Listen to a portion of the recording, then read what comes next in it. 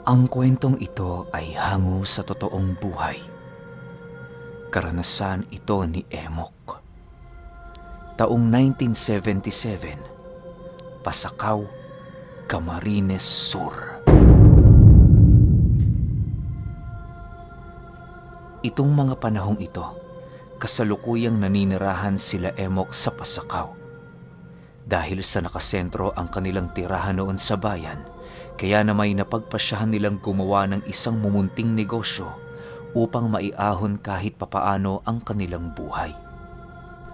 Kung di nyo kasi naitatanong, si Emok ang pinakapanganay na anak sa kanilang pamilya na halos siya na rin ang bumubuhay sa 8 niyang kapatid na medyo may kabataan pa. Hindi kasi sapat ang kinikita ng kanilang ama't ina, kung kaya't kapag nagkataong walang-wala sila, sa kanyang mumunting negosyo sila umaasa. Araw-araw kasing may benta ang negosyo noon ni Emok, gawa ng naglalako siya ng isda at iba pang mga bungang kahoy sa kanilang bayan. Bugbog sarado man ang katawan sa pagod, hindi niya ito iniinda alang-alang sa mga kapatid niyang umaasa sa kanya. Isang araw, habang naglilibot si Emok sa bayan, naging maayos naman ang lahat. Umaga pa lang pero halos maubos na ang kanyang mga paninda, gawa ng natsyempohan niyang wala siyang mga kasabayan sa paligid. Sa pagpapatuloy ng kanyang pagbagtas sa bayan, kung sino-sino na ang mga taong lumalapit sa kanya para tumingin ng kanyang mga paninda. "Bili na ho kayo! Mga sariwa pang mga yan. Kakakuha lang yan sa laot." Wika ni Emong habang panayang pagmasid sa mga taong tumitingin ng kanyang paninda. Ilang minuto pa ang lumipas, nag-iisang supot na lamang ng isda ang natira sa kanyang sisidlan. Bagaman nalikom na niya noon ang kanyang puhunan at tubo, ninais niya pa rin itong maibenta sa kadahilan ng marami pa siyang bibilhing gamit noong mga oras na yon. Nalalapit na kasi ang simula ng pagpasok ng kanyang mga kapatid, kung kaya't kinakailangan niyang makapag-ipon ng husto para sa pangangailangan ng mga ito. Habang naglilibot siya noon sa bayan, wala nang kahit na sinong tao ang naging interesado sa kanyang ibinibenta. Karamihan kasi sa mga ito ay tapos nang kumain ng kanilang mga almusal, kung kaya't wala na itong pakialam sa mga isdang binibenta ni Emok. Bagaman madalang na ang parokyano ni Emok, pinilit niya pa ring maibenta ang nag-iisang supot para naman kahit papaano'y makadagdag pa ito sa kanyang tubo. Sa pagdating niya sa pinakamasukal na parte ng bayan, hinarang siya ng isang lalaki na nakatira sa isang sira-sirang bahay. "Magandang umaga, Noy. Ano yung binibenta mo?" Bungad na tanong ng lalaki paglapit nito sa kanya. Isang supot na lang ho ito ng tilapia eh. Kunin nyo na. Sayang naman oh, sariwa pa." Sagot naman ni Emok. Nang marinig naman ito ng lalaki, agad siya nitong niyaya sa bahay nito upang maghintay dahil kukuha ito ng pera. Siyempre, bilang nagtitinda si Emok, napilitan siyang sumunod sa nais ng lalaking yon. Habang naglalakad silang dalawa sa bakuran nito, panay naman ang pakikipag-usap sa kanya ng lalaki na para bang meron itong nais maiparating na mensahe. May mga bagay itong sinasabi sa kanya ukol sa mga taong hindi naman niya kakilala. Habang nagsasalita ang lalaki, panay din ang pagdighay at paglingon-lingon nito na para bang meron siyang iniiwasang mga tao. Manong, bibilhin niyo po ba ito? Pansin ko kasi, kanina pa tayo nag-uusap eh. Parang gusto niyo lang huyata ng kausap." Wika ni Emong matapos niyang makakuha ng pagkakataon para magsalita. Dahil sa sinabi nito, bigla namang napatitig sa kanya ang lalaki na para bang labis itong nabigla sa kanyang sinabi. Ilang minuto pa ang lumipas, muli itong tumitig sa labas ng kanyang bahay at kasabay nito ang pag-uwika niya ng, "Mamaya na, nagsasalita pa ako eh. Tsaka, bibilin ko naman yan. Saglit lang."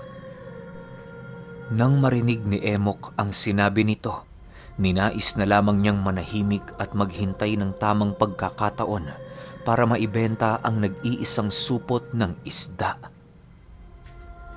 Sa pagpapatuloy ng kanilang pag-uusap, inabutan siya ng lalaki ng isang purong kape para naman kahit papaano'y hindi siya magmadaling umalis. Wala namang nagawa noon si Emok para tumanggi, kaya namay napilitan siyang sabayan sa pagkakape ang lalaki. "Alam mo, Manong, matagal na kitang pinagmamasdang dumaraan dito eh. Gusto kitang makausap kasi sabi ng mga kamag-anak ko sa sentro mabait kang tao. Alam mo ba, may isa akong pamangkin na labis ang paghanga at pagkagusto sa'yo."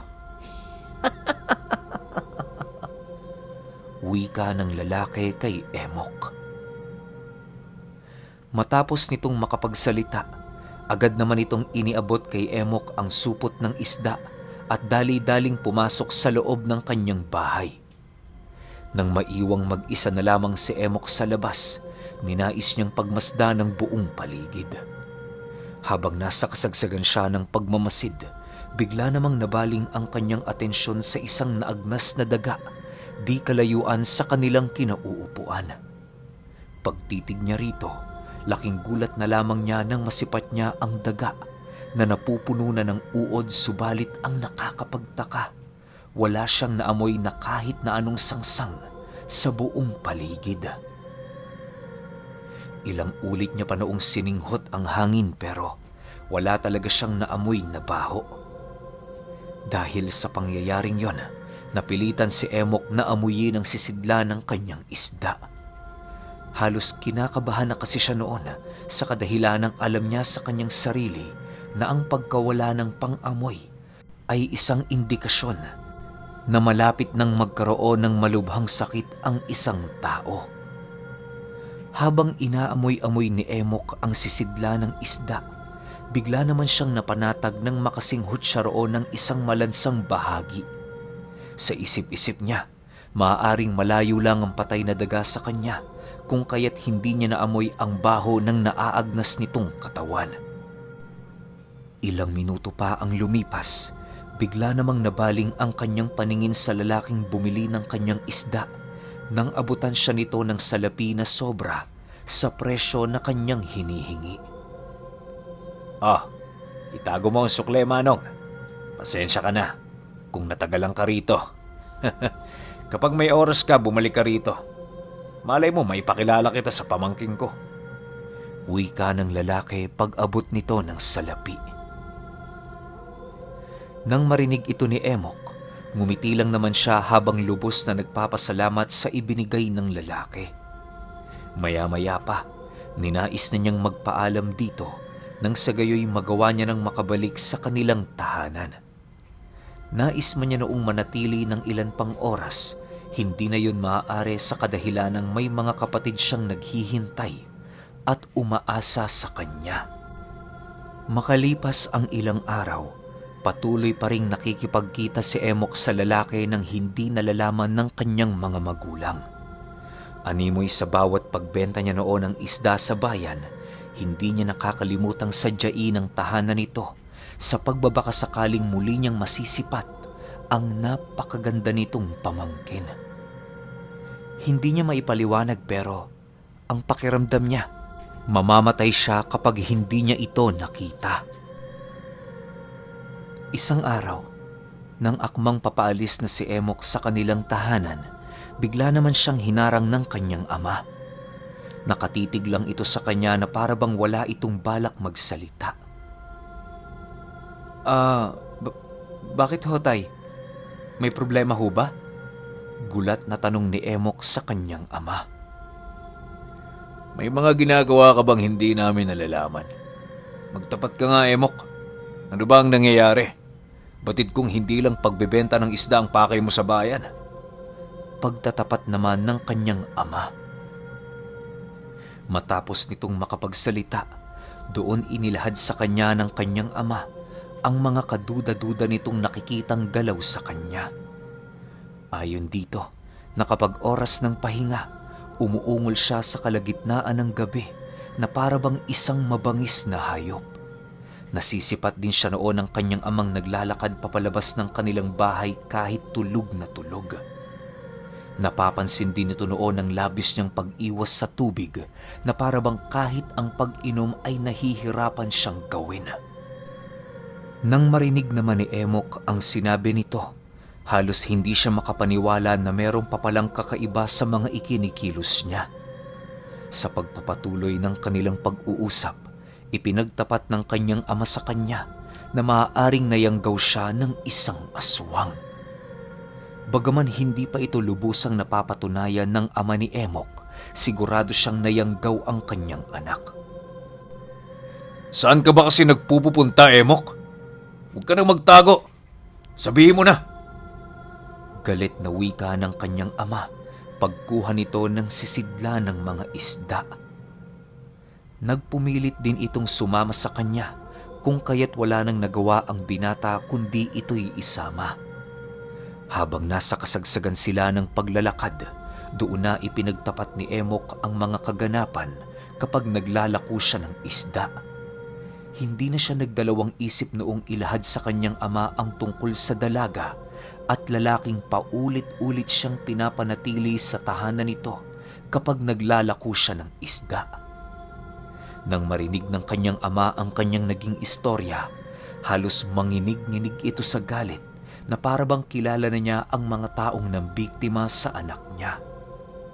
Bagaman nais pa noong magtanong ni Emok, pinili na lamang niyang manahimik habang naglalakad.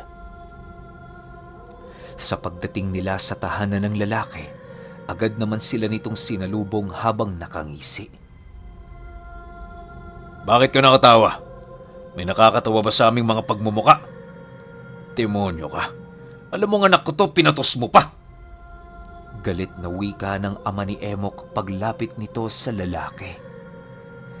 Nang marinig naman ito ang kanyang sinabi, patuloy lang naman yung ngumingisi habang maiging nakatitig sa kanilang dalawa.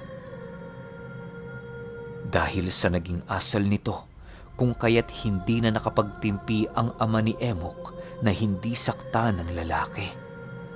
Nang makasilay siya ng isang magandang pagkakataon para sapakin ito, agad naman niya itong ginawa na siyang naging sanhi upang mapaluhod ang lalaki sa kanilang harapan. Bagaman tumutulo ang dugo nito sa kanyang bunganga, nananatili pa rin yung nakangiti na parabang walang nararamdamang sakit sa kanyang katawan. Pagdura nito sa harapan nila Emok, laking gulat na lamang niya nang masipat niyang sumabay sa dura nito ang 4 nitong mga ngipin. Magagaliting ka pa rin kagaya ng dati. Ayaw mo nun? Iisang angka na lang ang ating lahi. Mas magtataglay ng labis na kapangyarihan ng anak mo kung tuluyan na siyang makikipag-isa sa aming dugo. At isa pa, huwag kang magmalinis. Kagaya ka rin namin na isang demonyo.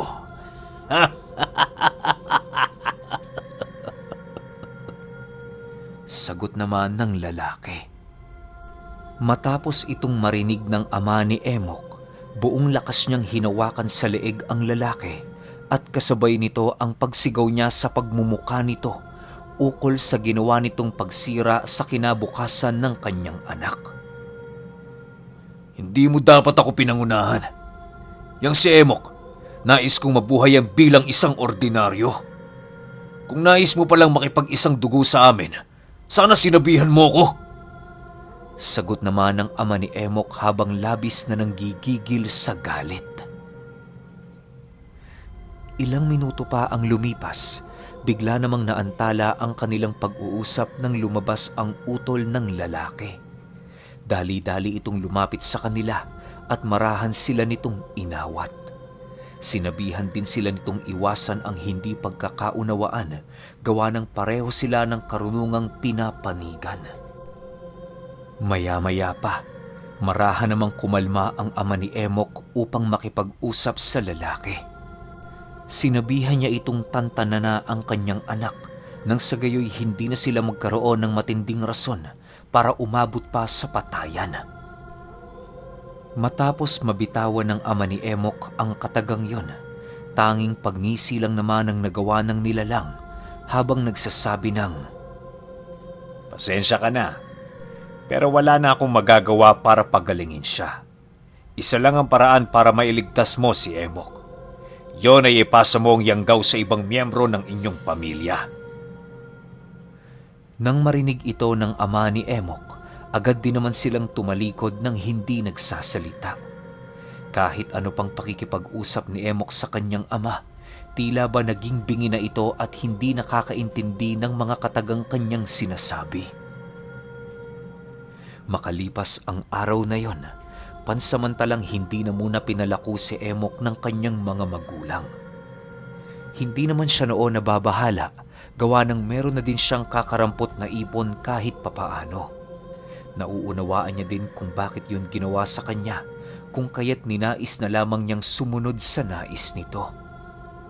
Dahil sa wala naman siyang ginagawa sa kanila, napilitan siyang gumawa ng kulungan para sa kanilang mga baboy.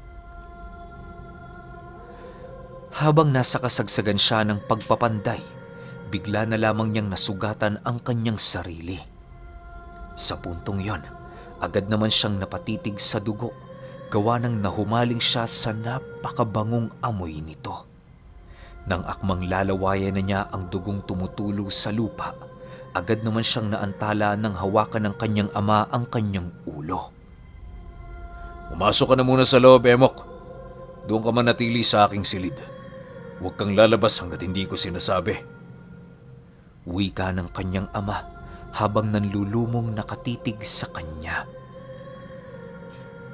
Nang marinig naman ni Emok ang sinabi nito, agad naman siyang tumayo at pumasok sa kanilang tahanan alinsunod sa nais nitong mangyari. Kinahapunan, habang nakahiga si Emok sa higaan ng kanyang mga magulang, pumasok ang kanyang ama na merong daladalang isang tubo ng kawayan. Pagsilay niya rito, agad naman niyang napagtanto na ang kawayang yon ay meron ng katandaan. Bukod kasi sa natutuyot na ang buong katawan nito, halos naninilaw na din ang dapat berde nitong kulay. Paglapit ng kanyang ama sa kanya, dali-dali naman itong dinukot ang butas sa kawayan upang kunin ang isang insektong napakatagal na niyang inalagaan. Ayon kay Emok, na ang insektong ipinakita noon ng kanyang ama sa kanya, isang uri ng barang na natatangi sa lahat ng kanyang nakita. Bukod kasi sa napakaitim nitong mga kulay, meron yung mga mata na kulay pula. Habang hinahawak-hawakan yon ng kanyang ama, bigla naman itong tumingin sa kanya habang nagsasabi ng, Masakit mang pakawalan ko ang barang na ito. Wala akong magagawa dahil buhay mo ang nakataya. Sana lang, Emok, kapag magaling ka na, huwag mo nang uulitin ang pagkakamaling ito. Huling alas ko na ito, kaya wala na akong magagawa kung sakali mang muli ka pang mayanggaw ng aswang. Matapos itong marinig ni Emok, dahan-dahan naman siyang pinahiga ng kanyang ama upang umpisahan ang gamutan. Ilang minuto pa ang lumipas, bigla na lamang siyang nakatulog nang sa hindi niya namamalayan. Halos wala siyang nakita noon sa ginawa ng kanyang ama na siya namang labis niyang ipinagtaka. Pagmulat ng kanyang mga mata, tanging amoy na lamang ng langis ang naiwang bakas sa kanyang katawan at ang iilang pirasong duming napakabaho. Napansin din niya noong katabi na niya ang kanyang ama't ina na mahimbing nang natutulog. Magmula noong araw na yon, dahan-dahan ang nararamdaman ni Emok ang pagbalik sa normal ng kanyang katawan. Kung noon ay hindi siya nakakaligo ng umaga, ngayon ay parabang palagi na niyang gustong magtampisaw sa tubig. Hindi na din tumatamlay ang kanyang katawan at napakalayo na nito sa dati niyang nararamdaman. Bagaman gumagaling na noon ang pakiramdam ni Emok, kabaliktaran naman ang nararanasan ng kanyang ama. Dahil sa abala sila noon sa kanilang trabaho, Hindi nila napapansin ang labis na pagdungis ng katawan nito. Isang buwan pa ang lumipas, doon na nila napansin ang pagiging iba ng kanilang ama. Kahit nangingilag na ito sa liwanag ng araw, nagpupumilit pa rin itong magtrabaho para sa kanila. Hindi na din yun sumasabay sa kanilang pagkain na para bang meron itong tinatangang napakalubhang karamdaman. Nang hindi na maatim ni Emok ang pangyayaring yon, naglakas loob siyang kausapin ng kanyang ama upang maipatingin ito sa isang albularyo. Tay, kaya niyo pa ba?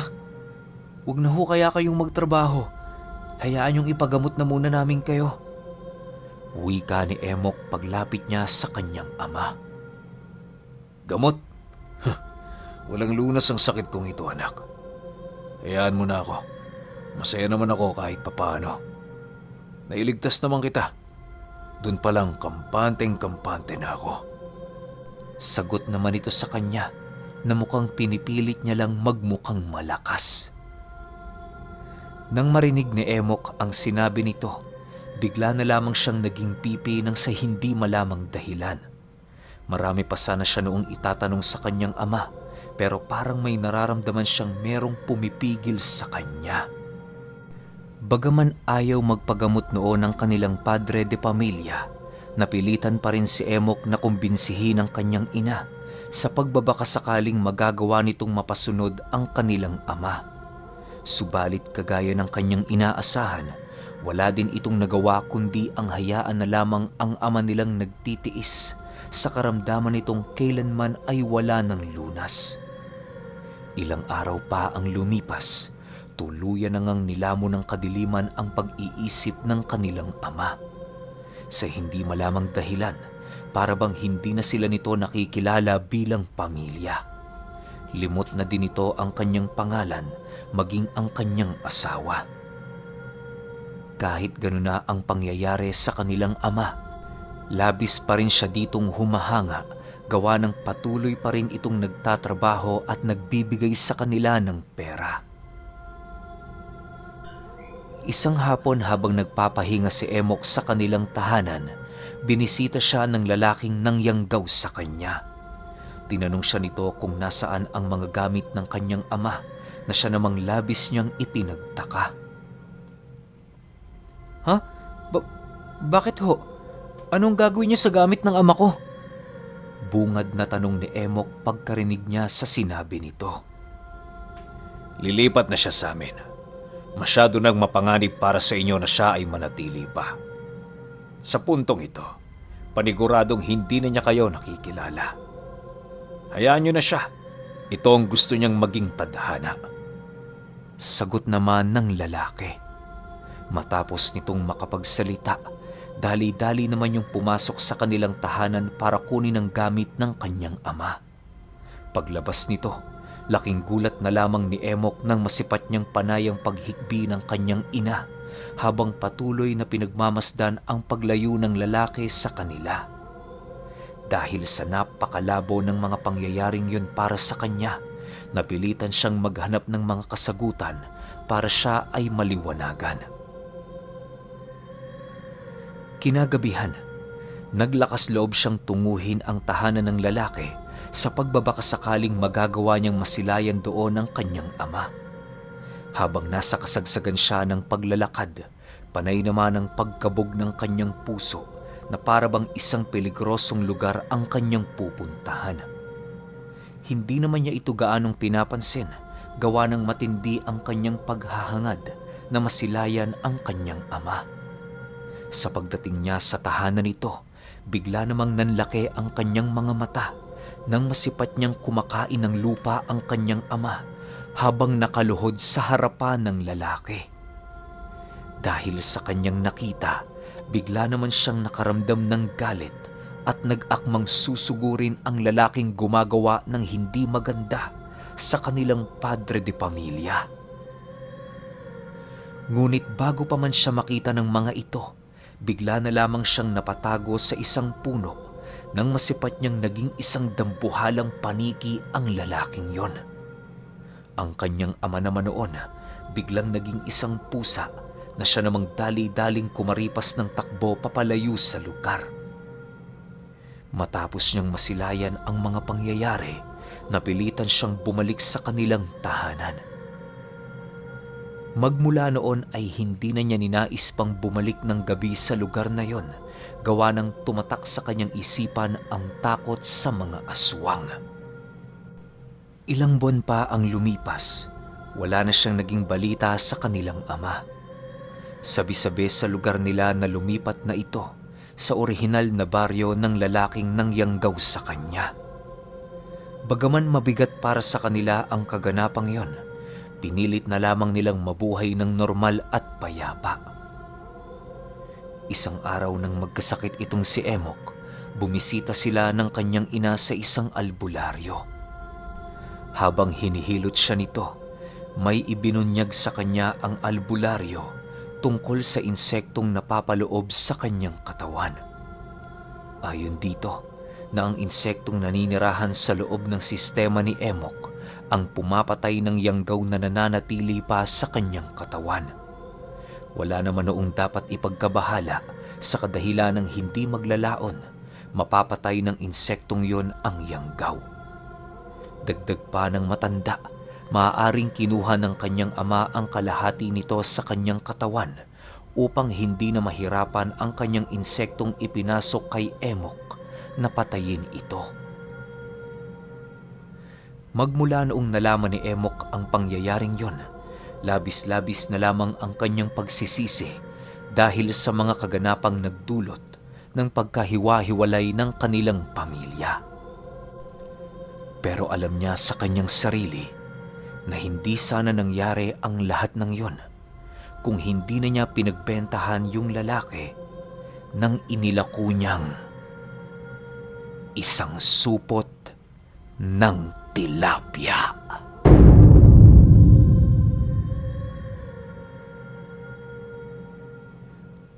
Okay, opinyon ko sa kwento. Parang pinapalabas sa kwento na to na talagang mas nananaig ang lahi ng mga aswang kaysa mambabarang. Kasi isipin ninyo, ordinaryong pangyayanggaw lang yung ginawa ng aswang, pero yung mambabarang, yung pinaka-iniingat-ingatan niyang barang, binigay niya pa sa anak niya para lang maligtas sa pagiging yanggaw nga ng aswang. Tapos ang masakit pa nito, kalahati ng buhay niya nandudun din. So ganun kalakas yung yanggaw ng aswang, parang isang buhay ng insekto na pinaka-iniingat-ingatan niya, tas kalahati ng buhay niya para lang makapagligtas ng isang tao. Pero ang galing. Bakit? Kasi kaliwa laban sa kaliwa to di ba? Parang yun lang, pinakita lang na mas nag-dominate talaga yung aswang kaysa sa mambabarang. Pero kayo, kung may opinion kayo sa kwentong ito, i-comment nyo lang sa baba. Yun lang. Hanggang sa susunod na kwento. Salamat.